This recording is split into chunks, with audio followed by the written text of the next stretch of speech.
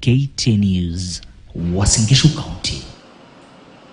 Moving on, ICT Cabinet Secretary Eliud Owalo says the digital identity that will replace Huduma Number will be voluntary. While highlighting the ministry's achievements in the last 1 year of the Kenya Kwanza administration, Owalo assured Kenyans that no government data was lost in the attempted hacking of e-Citizen portal. Willie Lusige with the ICT Ministry report card. Yeah, right.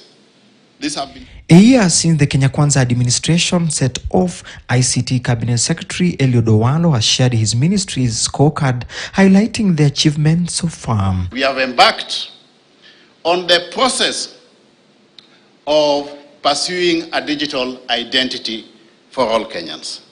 Top of the agenda, the ministry puts the launch of a unique personal identifier that will replace Huduma Number, even though no Kenyan will be forced to take the new digital identity cards. Owalo assured Kenyans that the decision to access government services, either physically or digitally, will be left in their hands. Let me also clarify that when it comes to pass, we will not force any Kenyan to take a digital identity. No. Owalo says the digital IDs are not similar to the Huduma Number cards, saying the latter was meant to facilitate the development of an electronic population database, unlike the digital IDs, which stores the biodata of individuals. Then, Kenyans can consume government services from the comfort of wherever they are, without physically visiting government services. Among other achievements, and apart from establishing and operationalizing of a total of 1,450 digital laboratories across the country, where 174 digital hubs have already been established and operationalized, the government is planning to introduce a first-of-its-kind virtual university in Kenya, set to be hosted in the Konza metropolis to facilitate digital skilling and training for Kenyans to acquire optimal levels of ICT skills. Tomorrow but one, the Kenya National Open University will be officially commissioned by none other than His Excellency the President himself. The ministry noting that already the government has installed 442 public Wi-Fi hotspots, 22,000 kilometers of fiber, 179 innovation hubs, and 112 G2ME labs. Owalo promising that free Wi-Fi hotspots will all be operational and functioning as time goes on compared to the pilot period.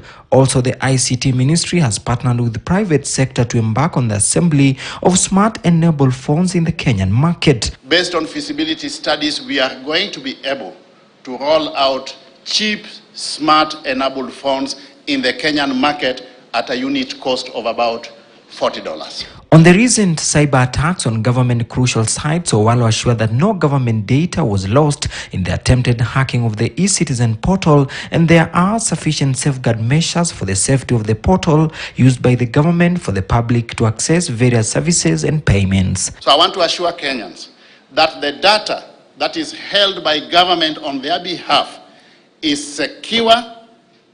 That incident did not lead to any infringement of the personal data of Kenyans. Communication Authority promising to end the frequent money theft through mobile cash transfer platforms through enforcing mandatory SIM card registration. On average, we're at 97% compliance from 48% compliance. So the 3% that you see is largely around the challenges around accessibility, and you'll find that most of the people who have not complied are in those remote spaces, the northern part of Kenya, Baringo. The government projects to digitize all its services by the end of the year and has so far on board 5,084 services, while 2,550 have been partially affected. Another 9,362 services have been identified that can be possibly digitized, majority focusing on revenue collection, transport, education, border control, and citizen services. Willie Lusige, KTN News, Nairobi. Now, over 500,000 students who sat last year's KCSE examination unqualified